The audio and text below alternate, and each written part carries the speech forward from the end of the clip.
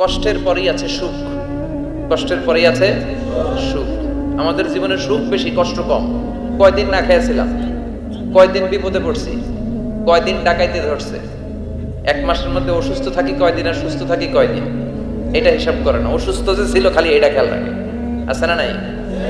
তার মানে ইন্না মাআল উসরি ইউসরা, দুঃখের পরে আছে সুখ, মোটিভেশন, প্রাণটা আবার উদ্বেলিত হয়ে ওঠে। তাই তো আসলে তো দুঃখের পরে সুখ। এজন্য কষ্ট যখন পাবেন, অসুস্থ যখন হবেন, ওইখানেও আনন্দ করবেন, কারণ সামনে আরাম আসতেছে। সুবহানাল্লাহ পড়েন।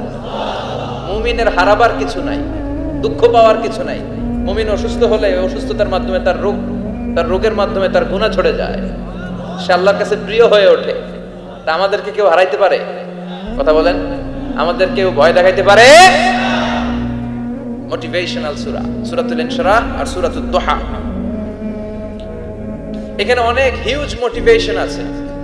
যারা হতাশ, যাদের জীবন ভাল লাগে না, মরে যেতে মনে চায়, গার্লফ্রেন্ড গালি দিছে, আছে না নাই? আবার বয়ফ্রেন্ড গার্লফ্রেন্ডের গালি দিছে, এ ওড়না পেঁচায়া ফ্যানের মধ্যে ঝুলে আত্মহত্যা করে। কত বড় পাগল, তুই মরলি কেন? গালি দিছে তো কি হয়েছে? হ্যাঁ, বুঝতে চায় না, হতাশ হয়ে যায়। আর বয়স কম তো, ইচড়ে পাকা, অল্পতে কাবু হয়ে যায়। এই সূরাগুলো পড়ে না, এখানে আশার বাণী আছে। আজকে আমি জানি কথা শোনাবো আপনাদেরকে, শুরুতে আগে সংক্ষেপে বলে দিই। এই সূরার মূল কথা হচ্ছে, মানে সেন্ট্রাল থিম বা সাবজেক্ট ম্যাটার, সূরাতুদ দুহার কেন্দ্রীয় আলোচ্য বিষয় হচ্ছে নিরাশ হবেন না, হতাশ হবেন না, হাল ছাড়বেন না, ভরসা রাখবেন কার উপর? মুমিনরা নিরাশ হয়, হতাশ হয়, হাল ছাড়ে নাকি ভরসা রাখে? কার উপর ভরসা? কার উপর? না নৌকার উপর? ধানের শীষ, নাঙ্গল, হাত পাখা, দাড়িপাল্লা, ভরসা থাকবে একজনের উপর। চিল্লায় বলেন, তিনি কে? Never be sad, never lose hope. Every time you feel like you cannot go on, you feel so lost that you are so alone. Don't despair and never lose hope, 'cause Allah is always by your side. Insha'Allah, Insha'Allah, Insha'Allah, you'll find your way. Insha'Allah, Insha'Allah, Insha'Allah, you'll find your way. Every time you feel like you cannot go on, you feel so lost that you are so alone.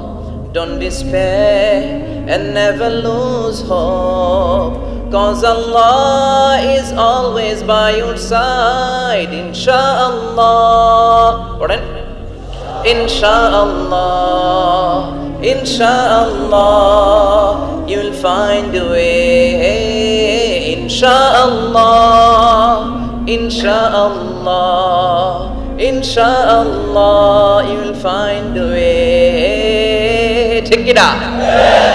কি সুন্দর nasheed. Never lose hope, you will find your way. তুমি তোমার পথ খুঁজে পাবে। আমাদেরকে পথ দেখায় কে? আল্লাহ। এজন্য সূরাতুদ দুহার কেন্দ্রীয় আলোচ্য বিষয় হচ্ছে হতাশ হওয়া যাবে না, নিরাশ হওয়া যাবে না, হাল ছাড়া যাবে না, ভরসা রাখতে হবে একজনের উপর। চিৎকার করে বলেন, তিনি কে? হতাশ যারা, ফ্রাস্ট্রেটেড, আপসেট পিপল, তাদের জন্য, হতাশ ব্যক্তিদের জন্য এই সূরাটা একটা আলোক বর্তিকা, একটা আলোর মশাল। এই সূরাটা বললেই হতাশ ব্যক্তিরা মনে শান্তি পায়, আশা ফিরে পায়, দিক ফিরে পায়। ঠিক কিনা? এই সূরাটা নাজিল হওয়ার একটা ব্যাকগ্রাউন্ড আছে, শুনবেন। বিষ্ণু ঈসা ইসলামের কাছে যখন ওহী নাজিল হতে শুরু করলো, বিষ্ণু ঈসা ইসলাম ওহীর কথাগুলো পৌঁছে দিতে লাগলেন।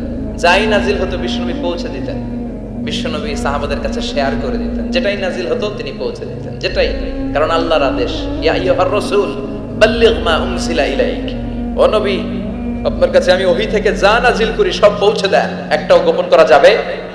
আল্লাহর কাছ থেকে বিশ্বনবী যে সমস্ত মেসেজ, ইনফরমেশন, তথ্য, রেভেলেশন ওহী পেয়েছে, একটাও কি বিশ্বনবী গোপন করেছে? সব প্রকাশ করে গিয়েছে, সব শেয়ার করে গিয়েছে। বিশ্বনবী শেয়ার করতে লাগলেন। সকালে যা নাজিল হয় শেয়ার করেন, দুপুরে নাজিল হয় শেয়ার করেন, রাতে নাজিল হয় শেয়ার করেন, শেয়ার করতে লাগলেন। কিন্তু কি অবাক করা কাণ্ড, হঠাৎ করে এই ওহী আসার ধারাবাহিকতা আল্লাহ বন্ধ করে দিলেন। ওহী আর আসে না, আকাশ থেকে নতুন তথ্য আর নামে না। ঘটনা কি? ওহী আসে না কেন?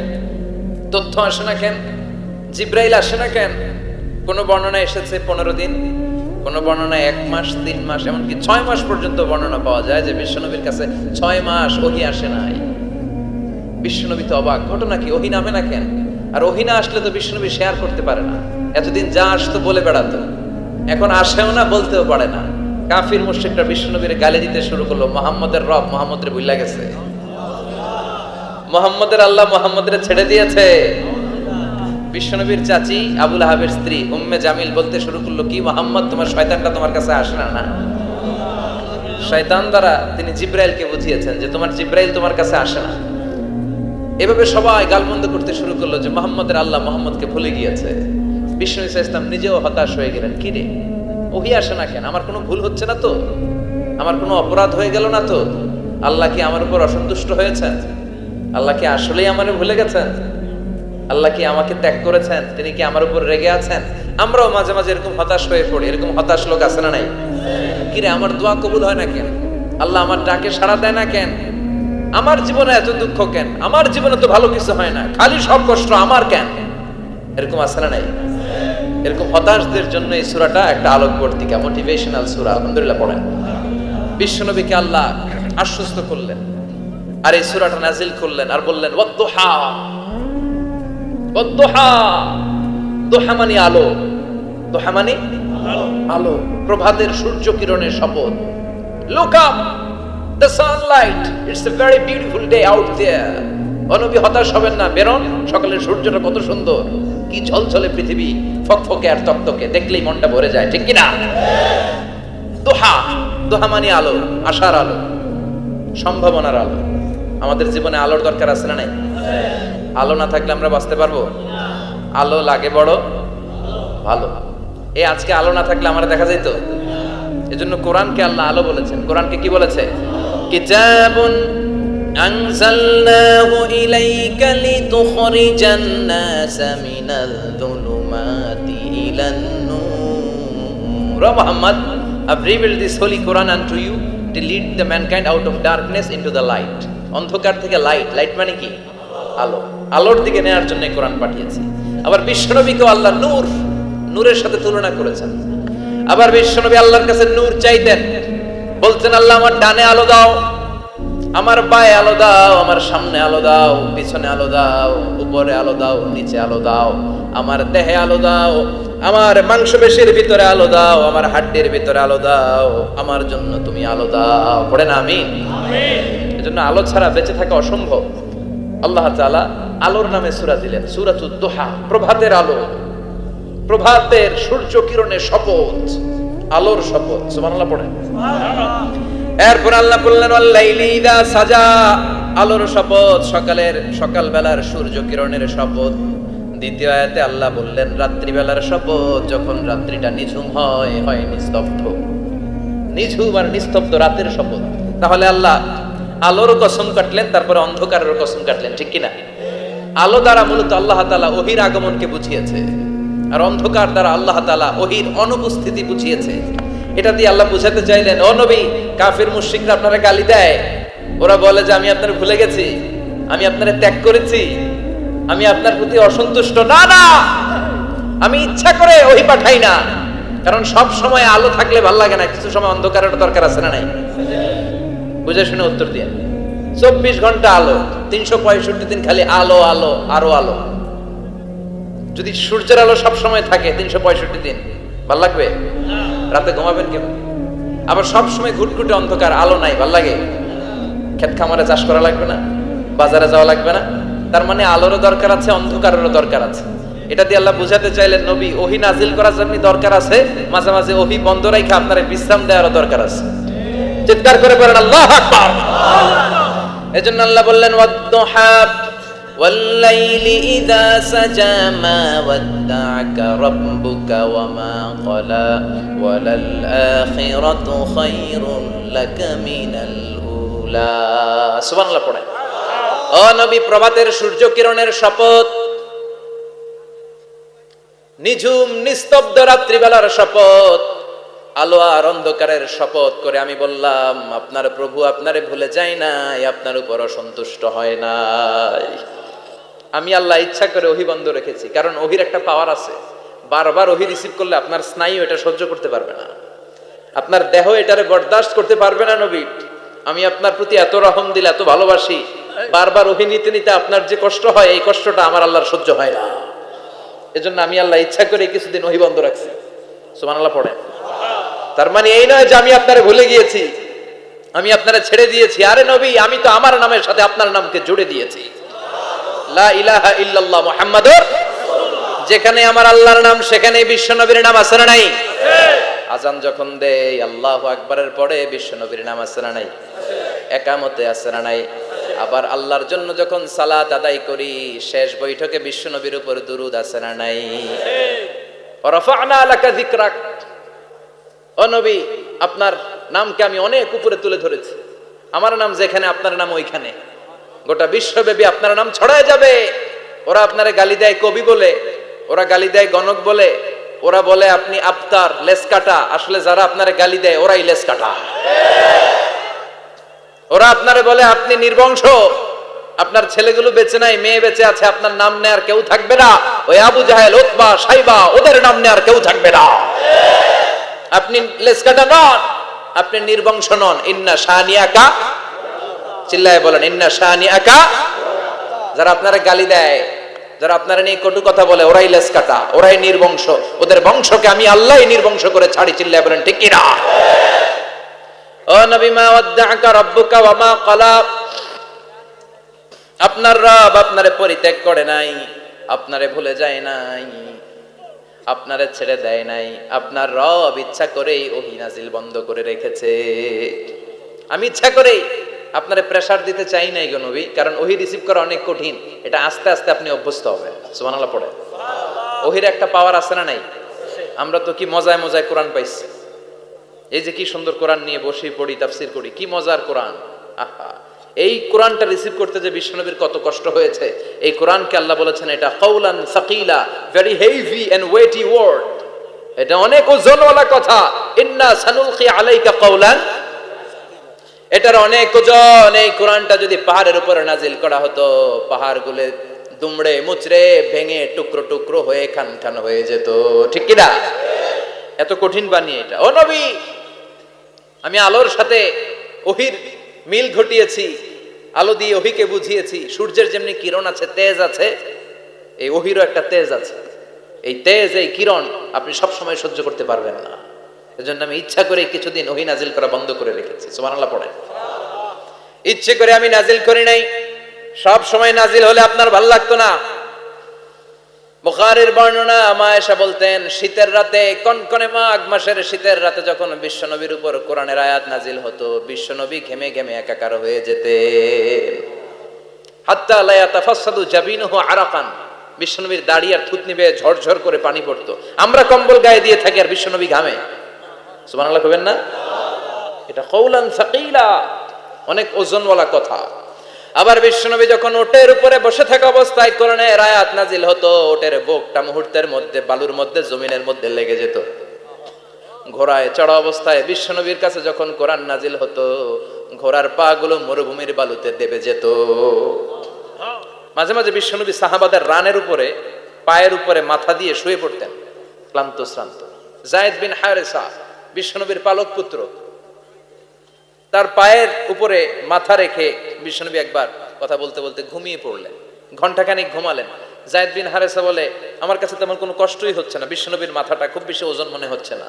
ঘন্টাখানিক পর বিশ্বনবীর চোখ খুললেন, আর খোলা মাত্রই ওনার উপর ওহী কোরআনের আয়াত নাজিল করতে শুরু করলো। কে?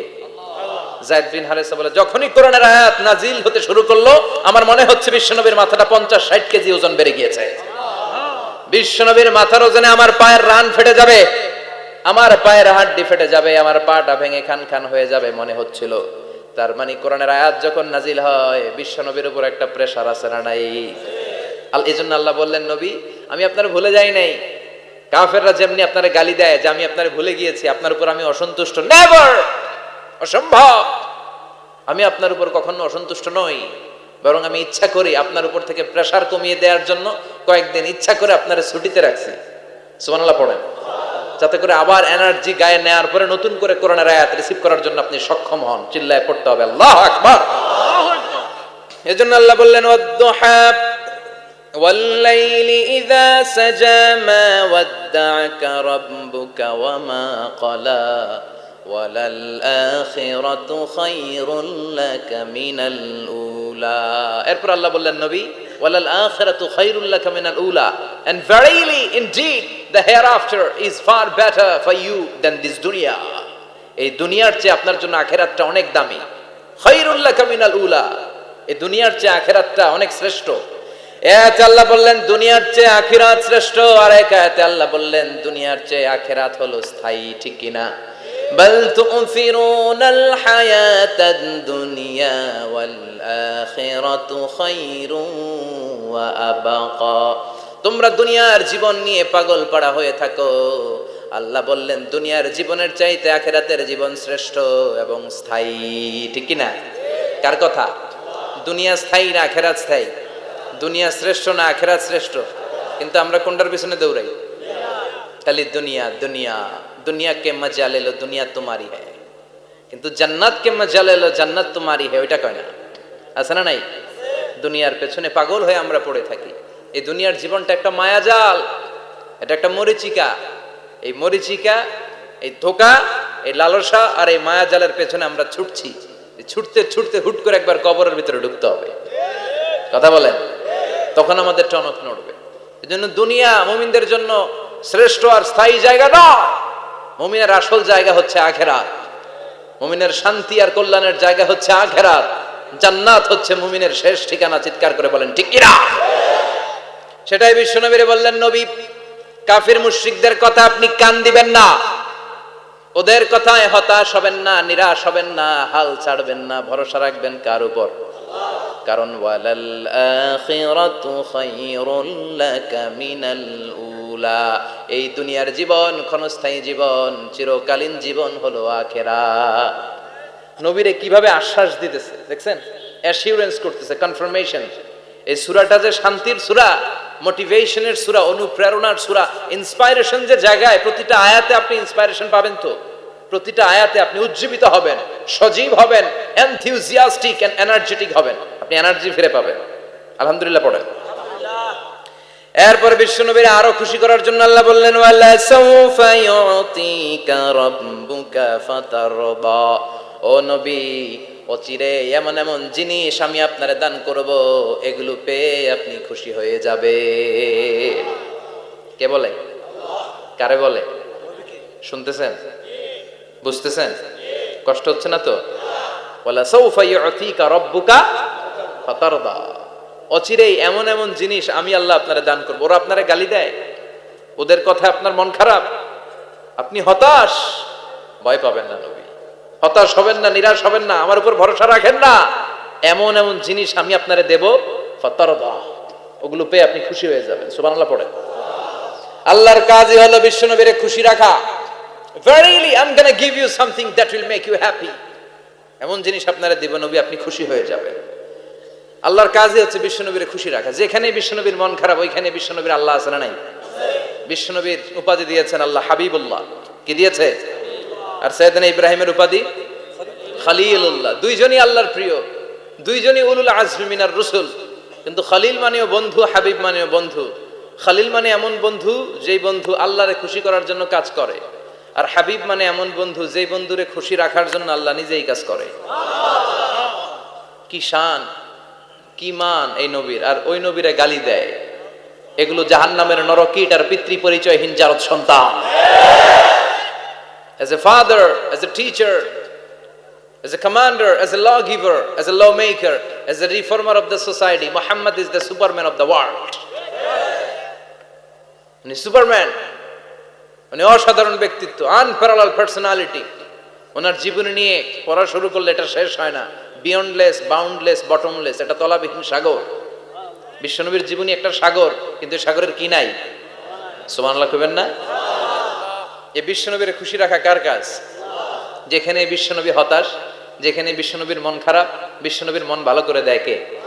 এজন্য আল্লাহ বললেন ওয়ালা সাউফা ইউতিকা রাব্বুকা, অচিরেই আপনার রব আপনাকে এমন এমন জিনিস দান করবে নবী, এগুলো পেয়ে আপনি খুশি হয়ে যাবেন। কিভাবে নবী খুশি হয়েছে, কিভাবে নবীর আল্লাহ খুশি রাখবে শুনবেন? শুনবেন? দেখেন, খেয়াল করে বুঝতে হবে কিভাবে আল্লাহ তাআলা বিশ্বনবীকে খুশি করেন। দেখেন, বিশ্বনবীর প্রথম কোথায় খুশি করলেন? বিশ্বনবী মক্কার জমিনে দাওয়াতি কাজ যখন শুরু করলেন, তিনি দেখলেন বিশ্বনবী খুব ভালো অ্যানালাইসিস করতে পারতেন।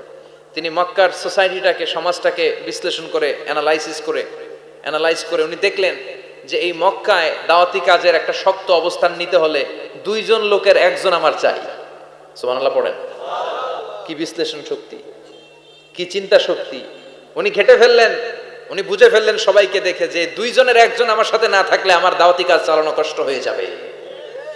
এজন্য গভীর রাতে তাহাজ্জুদের নামাজ শেষে আল্লাহর কাছে কেঁদে কেঁদে বিশ্বনবী দোয়া করে, আল্লাহুম্মা আইজ্জাল ইসলাম বি আহাব্বির রাজুলাইনি ইলাইক। আল্লাহ, দুইজন লোকের যেই লোকটারে তোমার দরবারে মকবুল মনে হয়, ভালো লাগে, পছন্দ হয়, তাদের একজনকে ইসলামের ভেতরে ঢুকিয়ে দিয়ে ইসলামকে তুমি বিজয় দান করে দাও।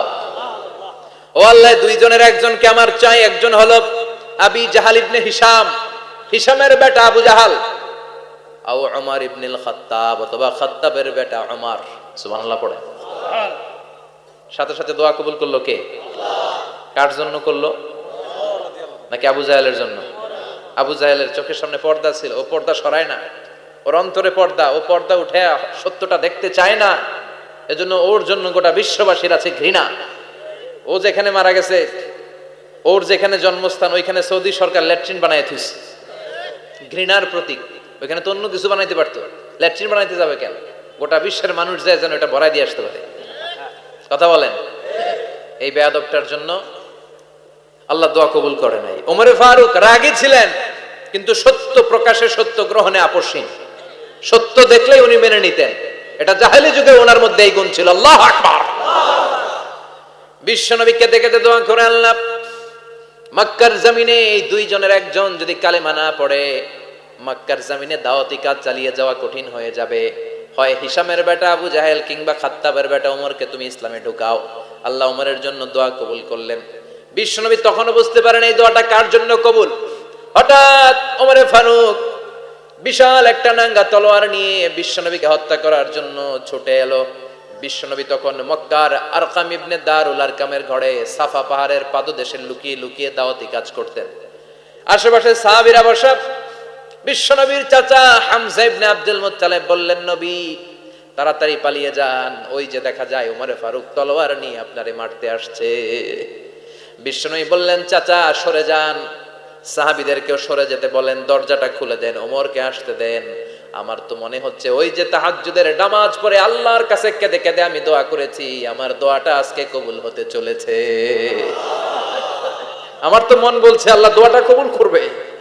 দরজা খুলে দেন। ওমর ফারুক চলে আসলেন, এসে তলোয়ার রেখে দিয়ে আঙ্গুল উঁচু করে বললেন, আশহাদু আল্লা ইলাহা ইল্লাল্লাহ, আশহাদু আন্নাকা মুহাম্মদ রাসূলুল্লাহ। ঝিনুকের ভেতর লুকিয়ে থাকে যেমন মতি, ঝিনুকের ভেতর লুকিয়ে থাকে যেমন মতি, কালমা শাহাদাতে আছে আল্লাহর জ্যোতি, কালমা শাহাদাতে আছে আল্লাহর জ্যোতি। সুবহানাল্লাহ পড়েন। কি আল্লাহর জ্যোতি এসে ওমরে ফারুকের হৃদয়টাকে নুরানি করে দিল। তিনি তলোয়ার রেখে ঘোষণা দিলেন, আশহাদু আল্লা ইলাহা ইল্লাল্লাহ ওয়া আশহাদু আন্নাকা মুহাম্মাদ আবদুল্লাহি ওয়া রাসূলুহু। বিশ্বনবী খুশি হয়ে গেলেন। ফাতারদা ওয়ালা সাউফা ইউতিকা রাব্বুকা ফাতারদা। ও নবী, অচিরে এমন এমন জিনিস একটার পর একটা আমি আপনারে দান করব, এগুলো পেয়ে আপনি খুশি হয়ে যাবেন গো নবী। আপনার অন্তরে দুঃখ, কষ্ট, হতাশা, আপসেট হওয়ার মানসিকতা, ফ্রাস্ট্রেশন কিছু আল্লাহ রাখবো না। ওয়ালা সাউফা ইউতিকা রাব্বুকা ফাতারদা। অচিরে এমন এমন জিনিস আমি আল্লাহ আপনারে দেব, আপনি খুশি হয়ে যাবেন। ওমরে ফারুকের ইসলাম ধর্ম গ্রহণ করানোর মাধ্যমে বিশ্ব নবীর মনটারে খুশি করে দিল কে? আল্লাহ। ফাতারদা, বিশ্বনবী খুশি হয়ে গেলেন। পাইছেন আল্লাহ কিভাবে বিশ্বনবীরে খুশি করে? সুবহানাল্লাহ পড়বেন না? এরপরে বিশ্বনবী মক্কা থেকে তায়েফে দাওয়াত দিতে গেলেন। কোথায়? তায়েফে। হজ উমরা যারা করেছেন 70 থেকে 75 80 কিলো দূরে পাহাড়ি পথ বেয়ে বেয়ে উঠতে হয়, 6-7 হাজার ফিট উপরে পাহাড়ের উপরে তায়েফ, তায়েফের শহর, তায়েফ সিটি। ঠান্ডা, ওইখানে গেলে মনেই হবে না এটা সৌদি আরব। ওইখানে জ্যাকেট লাগে। কি লাগে?